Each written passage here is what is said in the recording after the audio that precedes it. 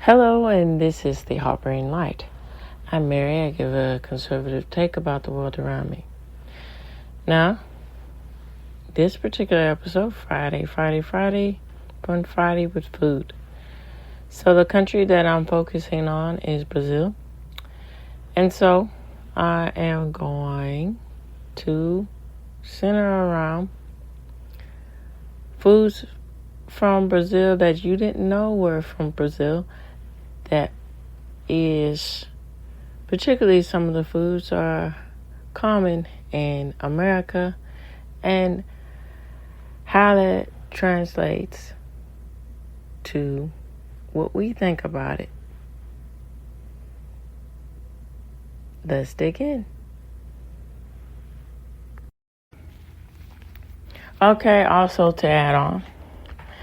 So,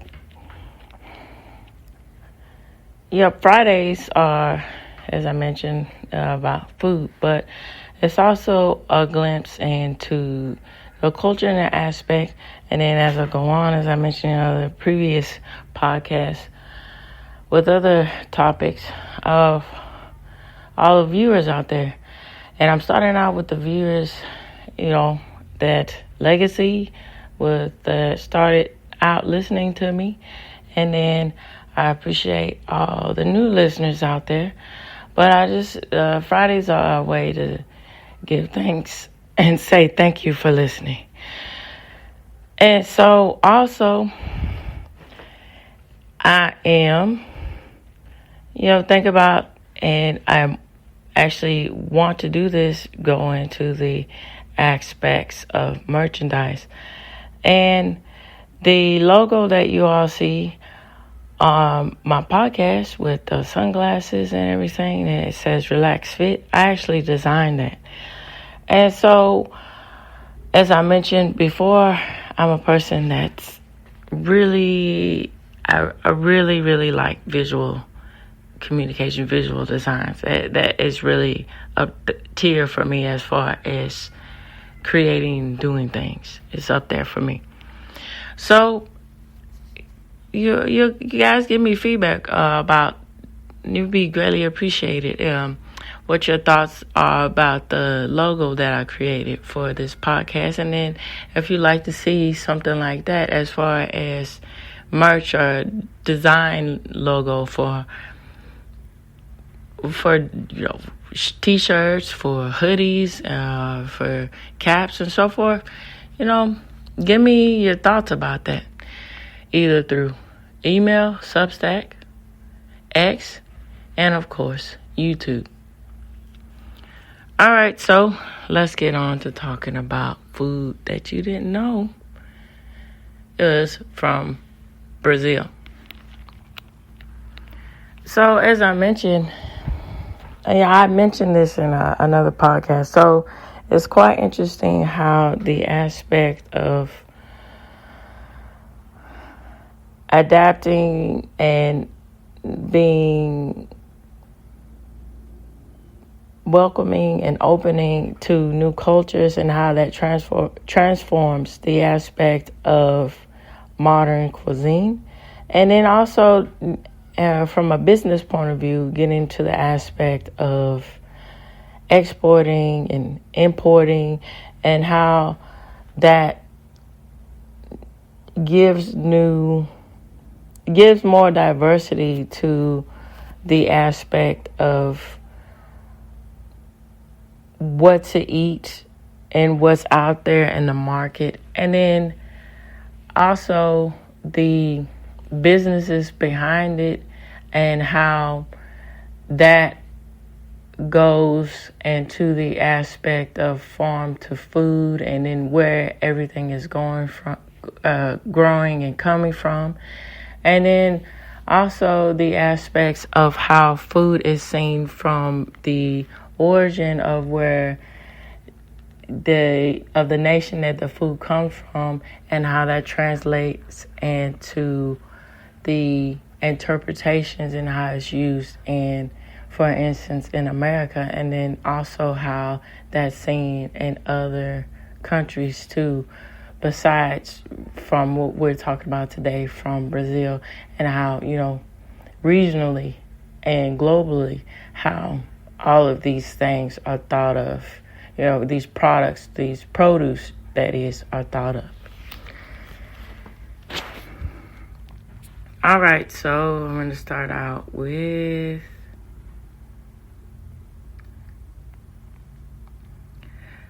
cachaca, that is. It's the representative of Brazil and the distilled spirit category, and is made from sugar cane. So a crop that is vital for Brazil's economy. Like any spirit, there are some cheap throat burning brands at one end of the spectrum to smooth sip-worthy shots at the other. It is most common in Brazil's national drink and can be added to other cocktails too. And that's also quite interesting too, with the aspect of drinks and how you wouldn't think about the origin and the region of where these ideas come from and how that shapes the aspect of liquor or the aspect of non-alcoholic beverages, and how it gives a different light about how people consume things as far as the aspects of beverages. And then also too, with the ideas of the beverage market, looking into that, it's quite interesting when you get into the ideas of what consumers think of when they think about tropical drinks, and then also along the lines of what type of fruits, from the term I think I'm thinking of is the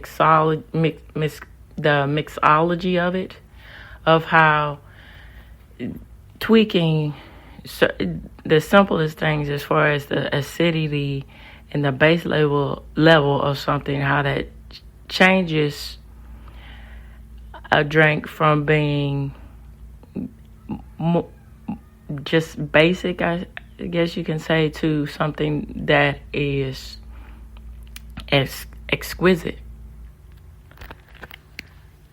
All right, so let's get into cassava. So cassava is certainly enjoying an elevated status in the world of gluten-free, as the flour can be used in an alternative for those who are sensitive or wish to avoid gluten.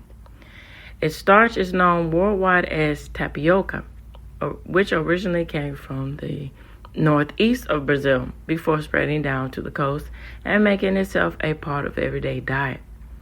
It is cooked as a pancake and can be topped with either sweet or savory items. Yes, and that too, about the aspect of gluten and the aspect of sensitivities to gluten.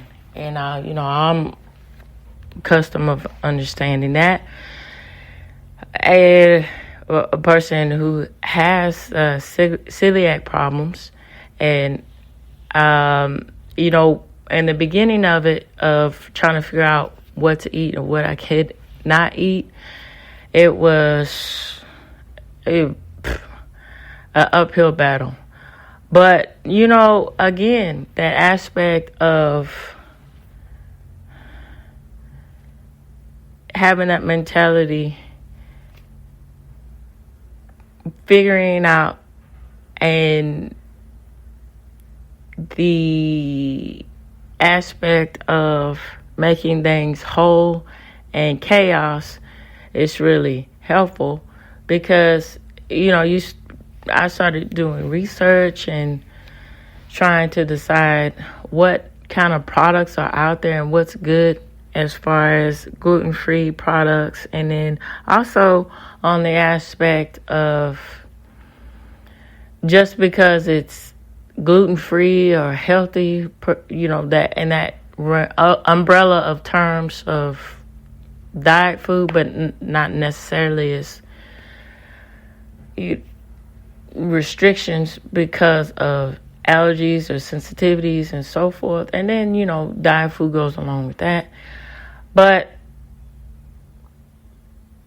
learning about how, different spices, and then you get into the aspect, if you want to,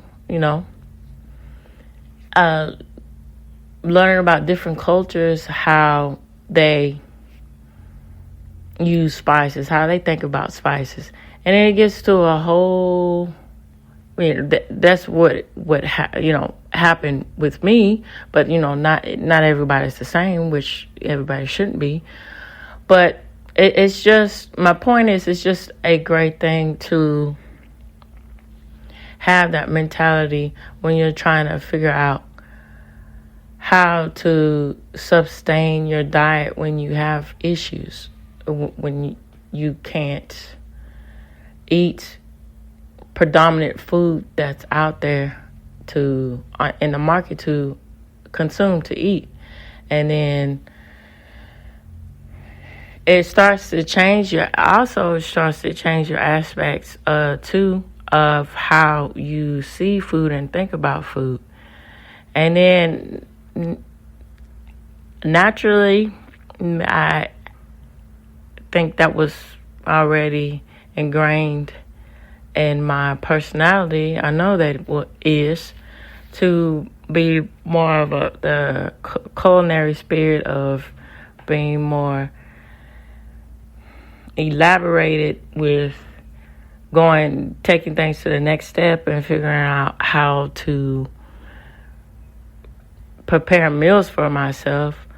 But it's very interesting. It's helpful. It is interesting too, but I don't want to get into the aspect of saying the same thing over and over, being redundant.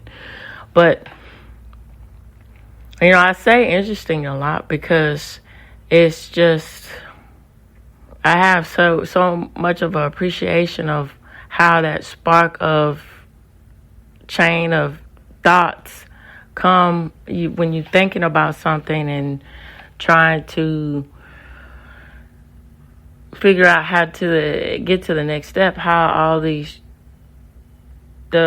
thought process of the chain reaction of linking, of thinking about one thing and then it links to another and that and so forth, and you get to the process of discovering new things as far as the aspect of what all these alternatives that can be as far as eating and having healthy alternatives to include in your diet, so you don't feel like you're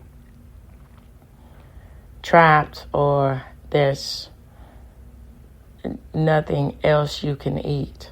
And then that's also too, when you think about it, good way to solve problems and to move yourself about in life, to say, okay, I know I have this issue, but what is a better alternative to take? What is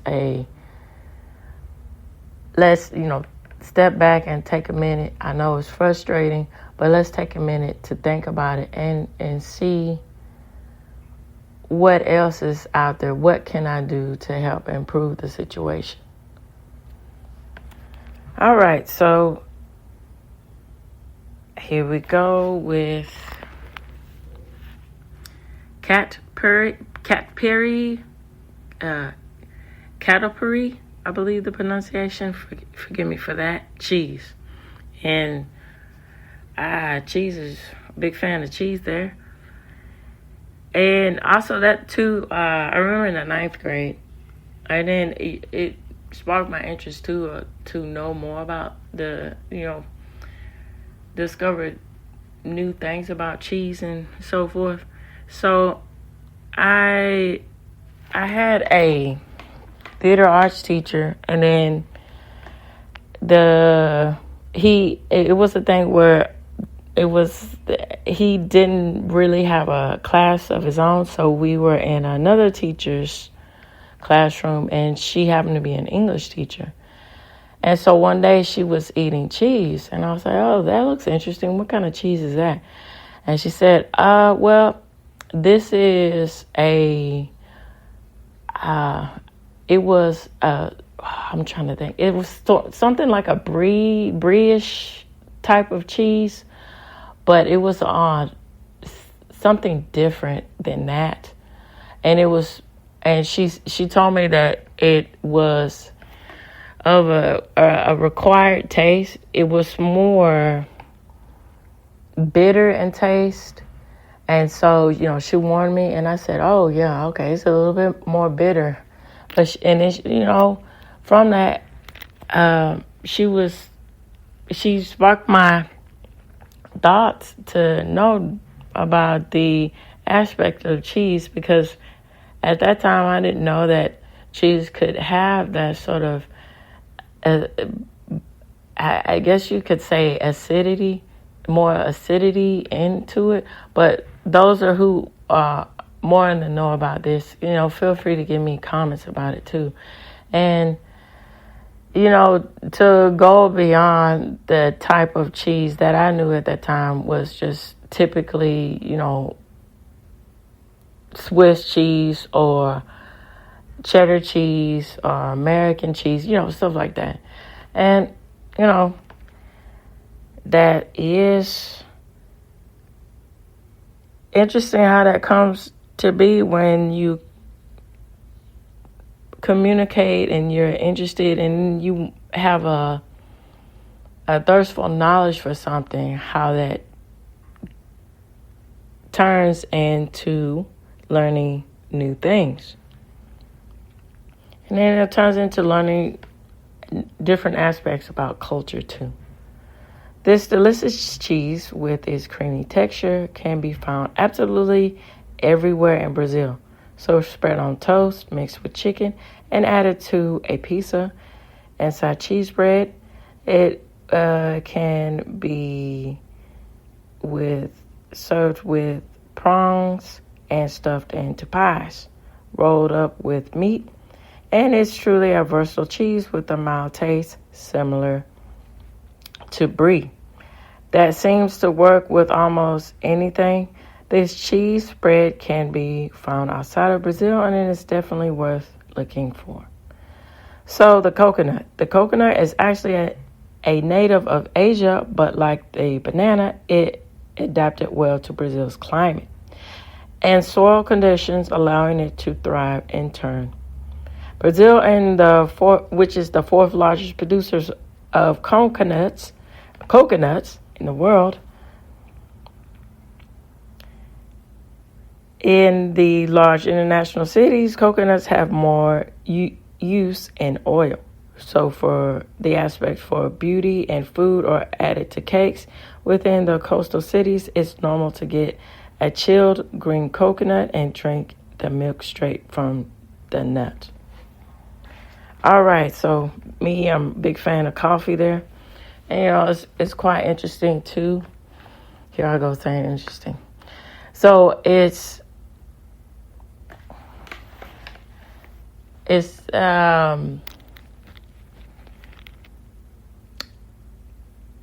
unique to say how, it's a better term to say.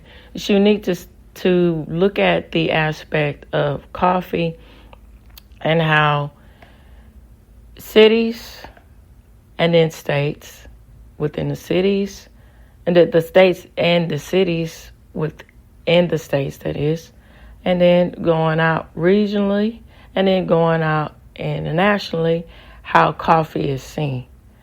And then throughout the world, coffee has so much influence into the society to where you have connoisseurs of it. You have the aspect of coffee shops, and then how the development of early coffee shops was the aspect of where intellectuals would gather around and talk about things, and then how the aspect of going along the lines of using coffee shops. I'm getting at it realms into the point I'm making, but I don't want to get too far off kill there. But the aspect of tyranny and not going against the monarchy, with how the rise and the aspect of coffee shops in England and the early monarchs and everything, and to the impact of how coffee shops are seen today. And with each of this, of what I just said, it gives that olfactory sort of the olfactory sort of with that psychological sense of connection to memories and feelings, and what evokes a feeling that comes from the coffee bean. And even the aspect of flavor too, how it is unique to each culture, where it's more sweet, and some cultures where it's more savory, robust, and so forth. More, all of these things. It's just fascinating to me. Can't stretch that enough. So Brazilian coffee is famous around the globe, not just for its taste, but for high availability. This is hardly surprising given that Brazil is the largest coffee exporting country in the world, a position it has held for at least 150 years. Coffee in Brazil is mostly found in the southeastern states, such as, for instance, Sao Paulo, and where climate conditions are ideal for it. And from small local shops, Sao Paulo, that is. So from soft local shops to large chains such as Starbucks, many places use and supply Brazilian coffee beans. It is likely that your daily coffee is sourced from Brazil. Limes. Limes thrive in Brazil, making the country the largest supplier of limes by far in national trades and exports, with Mexico and India close behind. Although in the West, limes are generally associated with mojitos or Asian-style cooking, especially Southeast Asia. In Brazil, it is a common accompaniment for fish. It is also the essential ingredient for the classic national drink, and I believe forgive me for this pronunciation of that, caparrira, not quite. Y'all help me out on that with the ones that speak Brazilian, speak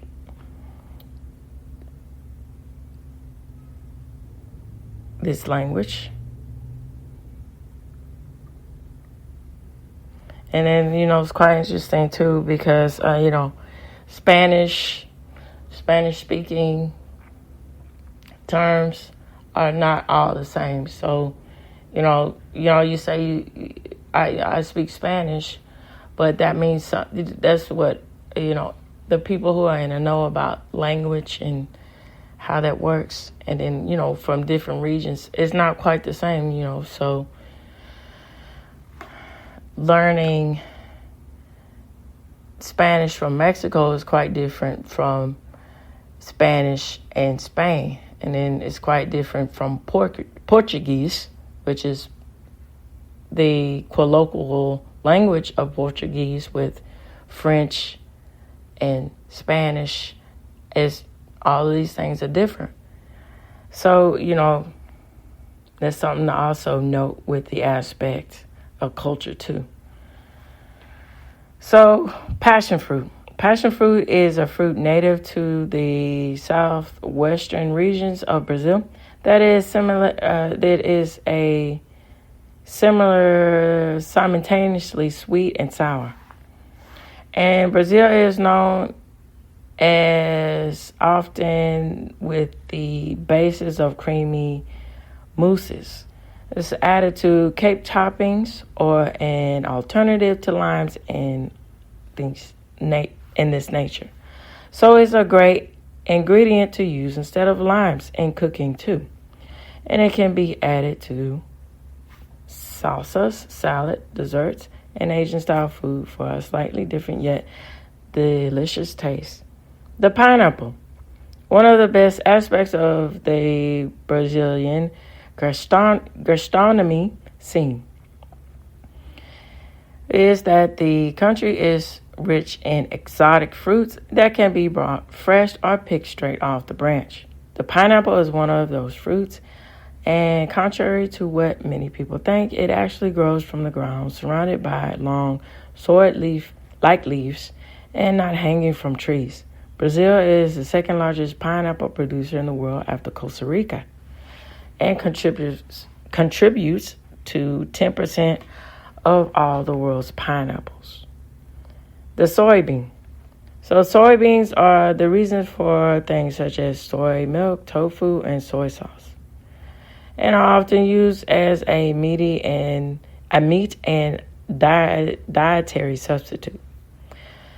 They are also held as one of the most effective forms of agriculture, producing more protein per acre than most other uses of land. Brazil is one of the largest producers and exporters of soybeans in the world, so second only to the United States of America. Now, I would say about soybean, is one of those things that's up for debate for me. So they say that soybean is healthy and it's good, and as far as producing it from our farmer, from the agriculture point of view, that is a surplus. But there is aspects and negative cons to soybeans as far as the aspect of how the body, as far as what the natural nutrients that the body needs, it doesn't help with that, supplementing that. And then if that's all you eat and you're losing a lot of natural supplements that is needed for the body. And it's one of those things to also consider, when you're thinking about the aspect of dietary foods. And then this is something that I ran into too with implementing soy and the early aspects of trying to figure out my dining and my meal plan in the early days of my gluten-free aspects of meals. And it's one of those things that I came across too with figuring out the hard way, and then understanding that. And then I had that idea anyway that, it's not good to go against what the body needs as far as resources and nutrients. But it's one of those things that, you gotta understand that too, to everything in moderation, and to have that consideration too. All right, so let me go into talking about the cashew. Cashews included with fruit and are actually included with fruits and nuts most of the time. The cashew fruit looks like a cross between a pear and an apple and is used in Brazil and juices, desserts, cocktails, and preservatives. The taste is unique and the likability tends to be polarized with people either loving it or hating it. The cashew nut is a common ingredient all around the world. Love for its creamy, light taste. Each cashew grows on cashew nut, requiring an extraordinary amount of fruits to be harvested to make one bag of cashew nuts. And this is also interesting too, how the aspect of allergies come about when you think about cashews. Because this is predominantly this is the main allergen, and particularly with children, with child age allergies. And it's one of those things that we're living in a time now, because back in an other job that I had before I met my husband and all of this, and I would hear other people talking about it, and they would say like, it's just odd to me how more and more in the times that we're living in now, you see all the different allergens popping up. And it also brings into mind, from my point of view and then from their point of view, that,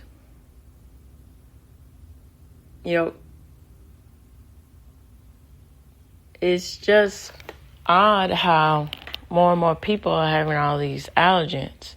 And it's something to look at and to think about, the aspect of how food, from where the sources of where it's coming from to the plate, what type of care is being thought of when you are in the process of buying food that's in the market today. And that's something to think about. So, beef. All right, here we go with beef. Wish list. Okay, let me rephrase that again. So the EU produces a significant portion of the world's beef total. So Brazil, I think they're meaning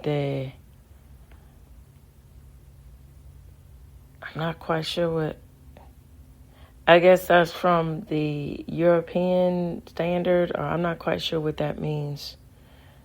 So the EU produces a significant portion of the world's beef total.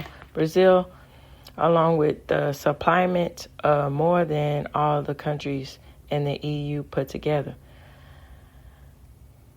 Second only to the U.S. So beef from Brazil is often considered to be very high quality due to its taste and texture.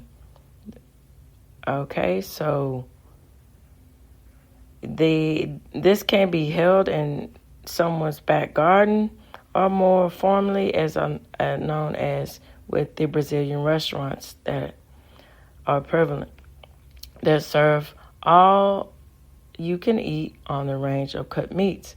The most celebrated cut in Brazil is the pachica, which is tender, juicy, and full of flavor. So, banana. The humble banana is originally a native fruit from Asia, but it adapted well again, with the climate situation of survival with the fruit and soils when it was first introduced around the 16th century.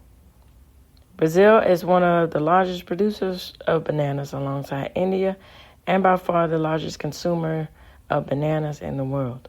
So plantain grows natively in Brazil and can be cut up and fried as a tasty and healthier alternative to chips. So the black-eyed peas. So this bean, yet it's almost impossible not to think of the famous pop band. It's quite clever how they included that in this article. And of course, this article will be linked for you in this episode. The key ingredient in the fried bean patties. Elsewhere, there are a main part of bean salad, vegetarian soups, and can be used as an interesting and tasty alternative to chickpeas when making hummus. They are also linked to considerable health benefits, including being a rich source of fiber. Black turtle beans. This bean is most commonly used around the world in chilies, wraps, and bean salads. In Brazil, it is one of the most commonly used ingredients and an integral part of lunch and dinner. It's soaked for 4 hours before being boiled down with added salt and herbs before being served alongside rice and meat. It is popular on the health scene for being a rich source of protein and fiber as well as a natural way to top up on zinc. The acai berry. The acai berry is a deep purple berry that grows with and free in the heart of the Amazon rainforest. Nutritionists and health gurus across the world proclaim this berry as one of the healthiest due to the apparent antioxidant-rich properties. Yet it has been a staple part of the Brazilian diet for many years. In the north of Brazil, it is often eaten in its raw form, which is bitter. In Rio de Janeiro, though it is mixed with ice and strawberries and served as a kind of sherbet, which is how it is more commonly eaten throughout the world. All right, so this reaches the end of the Harboring Light. Tune in, turn up, and absolutely take care out there. Bye-bye now.